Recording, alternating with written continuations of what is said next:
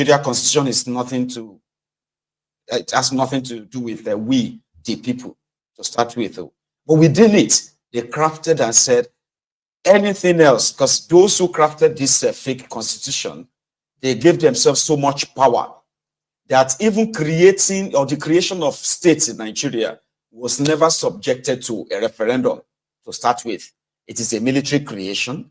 All the states in Nigeria from then till now, they are all military proclamation, true military creation. No referendum, no conversation. And that is why they are not different from the colonialists, okay, who drew this map, this line on a very big, vast land. And they didn't care whether those people they are drawing the map on, they are being cut off from their fellow brethren, all right? They didn't care.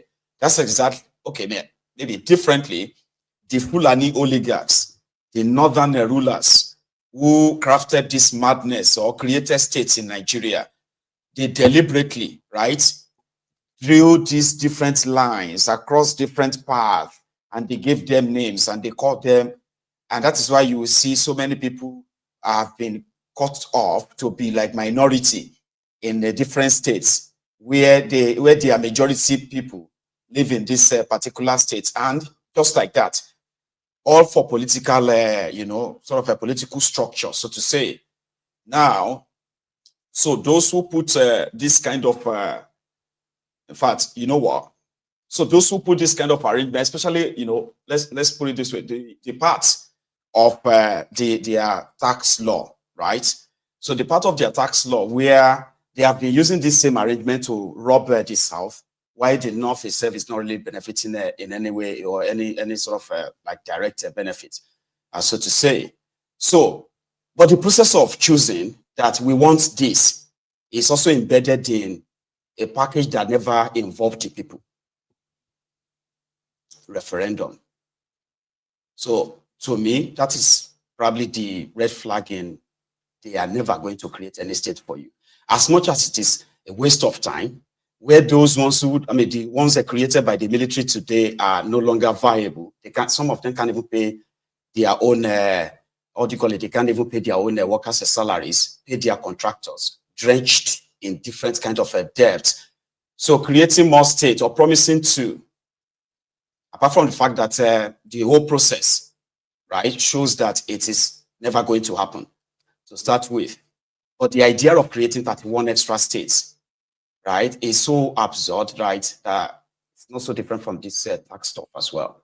So if people are to be asked, what do they want? Do you want somebody to collect your taxes and then take some percentage and give you some percentage, or you would like to take or collect your own taxes yourself and pay some percentage as a tax? I think that choice should be left for the people to decide if the system is has anything to do with people. But you have a system, you have some rogues who have hijacked their power in such a way that they are telling themselves they are doing so well. Yesterday, among other Robodians going on everywhere, okay? So yesterday, the Minister of Misinformation in Nigeria probably recorded himself, and then edited himself in this video I'm about to share with you. But they have done so well in the piece of paper I was reading from. Tinubu has done so well. Listen to this. Let me talk about the targeted interventions of government. I will take the students' loan, for example, NEL Fund. Over 371,000 students have applied. Now, out of this, about 192,000 have actually had their fees, their tuition paid in various institutions across the country. And the program is only 240 days into operation, meaning that in less than 1 year, we've achieved this unprecedented level of an investment in the sum of 32.8 billion naira. 32.8 billion naira. Now, 20 billion is in the payment of school fees, while 12.8 billion is in the payment of upkeep, allowances, various students. And let me say that about 150 tertiary institutions across the country have received these funds and indeed have written letters to NELFund itself to acknowledge the receipt of these funds. Now, defense and security. In 2024, our security forces neutralized more than 8,000 terrorists and bandits and arrested over 11,600 others, with more than 10,000 weapons recovered. Additionally, about 8,000 kidnapped victims were successfully rescued by security agencies. We will continue to work to drive down the number of victims while scaling up our success stories in terms of deterrence, crime solving, and prosecutions. Now, healthcare. Just last week, the Federal Executive Council, FEC, approved the significant sum of $1.07 billion in low-cost financing for Nigeria from the World Bank under what is called the Human Capital Opportunities for Prosperity and Equity, HOPE in short. Now, the Minister of Health said this at the last ministerial press briefing after the Federal Executive Council meeting. The amount is significant, $1.07 billion in low-cost financing for Nigeria from the World Bank. I think this is significant, and we also need to applaud that. Also, the federal government, through the National Health Insurance Authority, is introducing targeted subsidies for cancer patients undergoing chemotherapy in Nigeria, with each patient benefiting up to a value of 400,000 naira. Infrastructure. You will see that Nigeria has become virtually a vast construction site under President Bola Ahmed Tinubu. To date, as at the last FEC meeting just last week, over 2.5 trillion naira worth of road infrastructure projects were approved by government, 2.5 trillion. And this has scattered across the country. There is the Lagos-Calabar coastal highway. There is also the Sokoto-Badagry highway.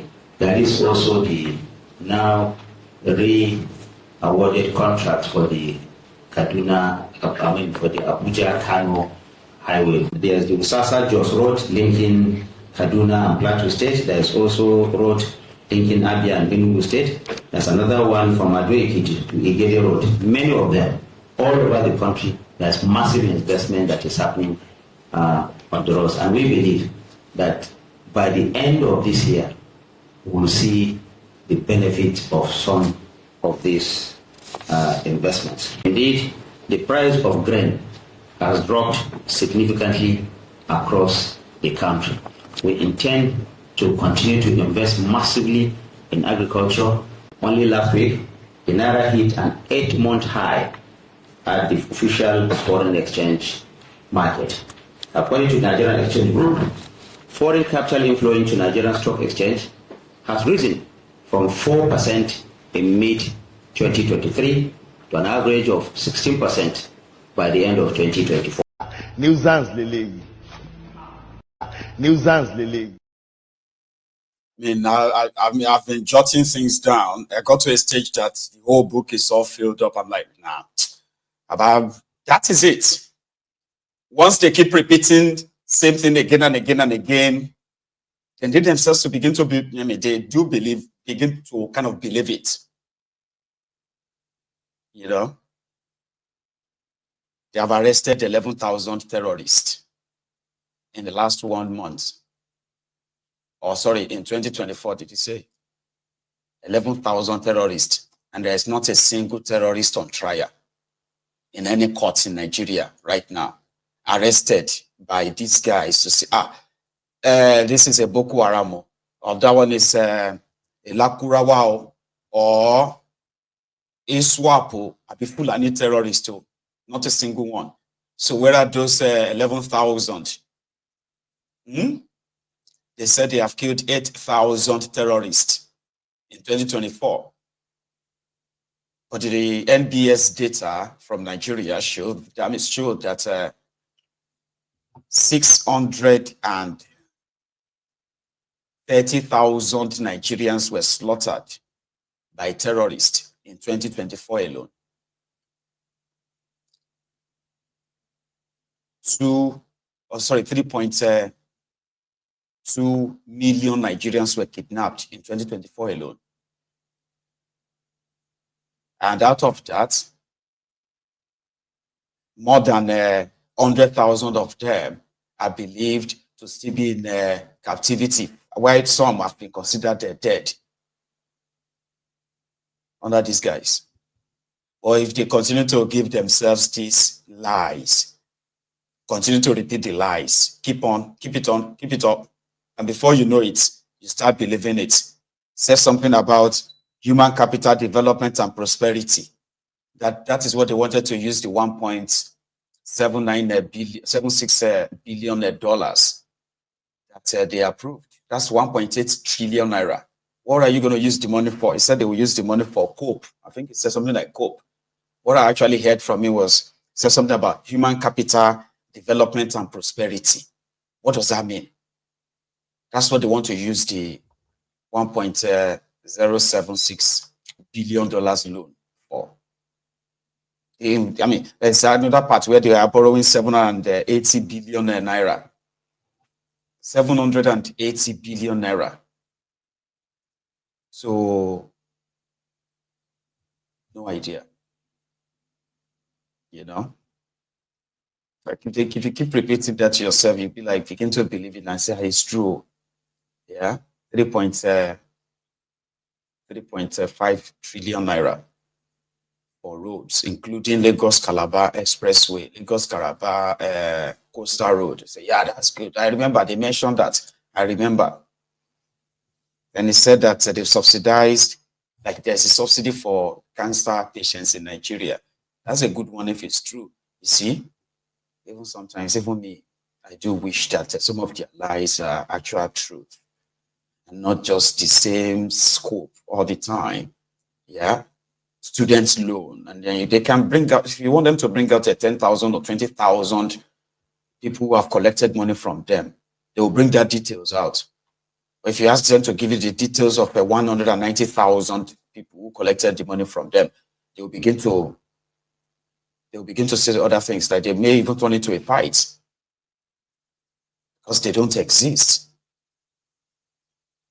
And that's exactly why you see, when you see the cost of medication right now in Nigeria, where people are now choosing between either eating or paying for their medication. In that stage where you have to choose in between, and people who are like on life-saving medications, right? Some of them, they have to kind of start skipping. Do you understand? If we have people who are actually treating cancer and they are getting subsidies from this government, that's great. So many people are on social media begging for financial support because they have this cancer, this or cancer that. They should be able to use this policy if it is true. According to this guy, Sean said they are doing something like that. But maybe this one should probably like concern you if you are watching me from Nigeria. That is, the price of bread is crashing. Is that true? See, that's another one that I would probably want to be true. But witches don't really fix it or run a country. There's nowhere. Well,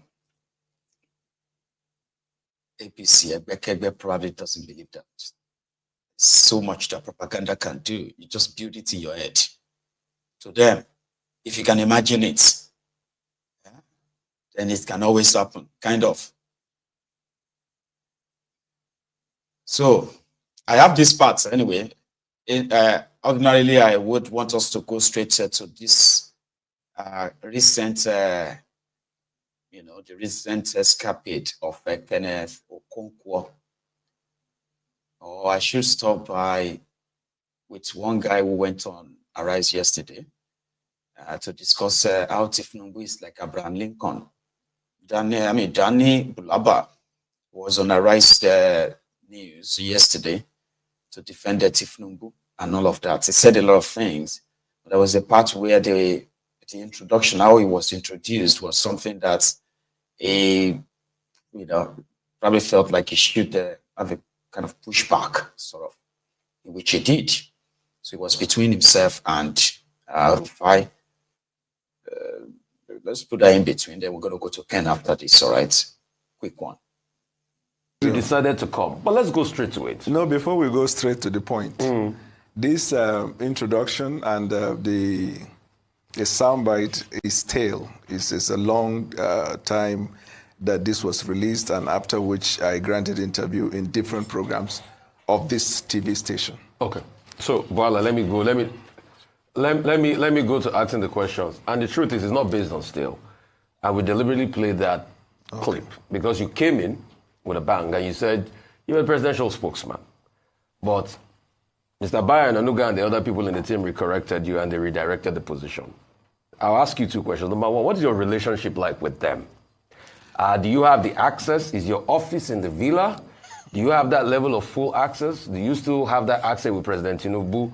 Or that little back and forth has pushed you down the pecking order because they now changed you, so special advisor on policy comms, which a lot of people said it was a demotion for public relations. But I also ask you, Mr. Boala, my friend and brother, what are you doing in this government? Wait, let me finish now. Let me finish. Hold on. Just, what are you doing in this government? The same government that in an Arise interview in 2013, you described as president-select rather than president-elect, accusing INEC of manipulation and all of that. You are saying you were in court to say that it was a rigged process. Those were your words. You had casted many doubts on the veracity of this government. You had said a lot of things against this government. So the question is, a lot of people are asking, what are you doing in the same government at some point that you said, if they vote for APC, it will be like going to a night of 1,000 laughs? So thank you for having me. First of all, I do not think by 2013 you were recruited here. As at 2013, I think sometime around 2013 was when Arise TV launched in London. And at the time, I'm not sure you were with Arise. So first premise, mentioning of 2013 is wrong. And I have been appearing on Arise TV right from UK, even before the Nigerian Arise TV station also was open. Charles Anegolu will confirm, Andrew will confirm.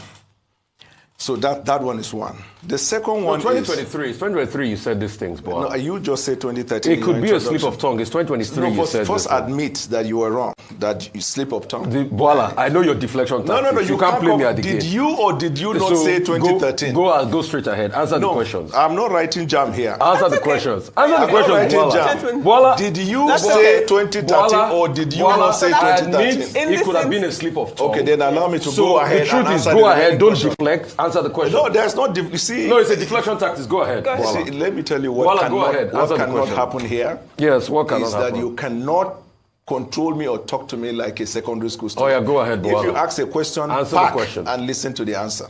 Yes. So that's the first correction. Yeah. The second correction has to do with what you wanted to know about our activities in Villa. Ordinarily, I would have said it's none of your business, but I will help you. My office is 101 in the State House, Presidential Villa. I'm a special advisor to the president.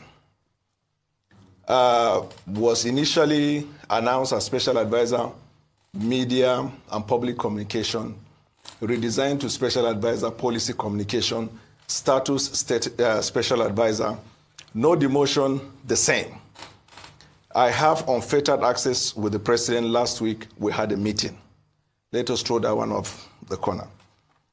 You said Sunday Dare and Bayo Ononuga corrected me. That's wrong. It's a press statement that was issued from the presidency. There was no specific individual that corrected. So why did you call yourself a presidential spokesman? Let me finish. I'm still a presidential spokesman. Okay. Yeah. The statement that was issued said that instead of one, there are 3 presidential spokesmen. Okay. Let us throw these ones that are not relevant. The reason I'm here today is because I have never been afraid to appear on Arise TV. I have been a friend of this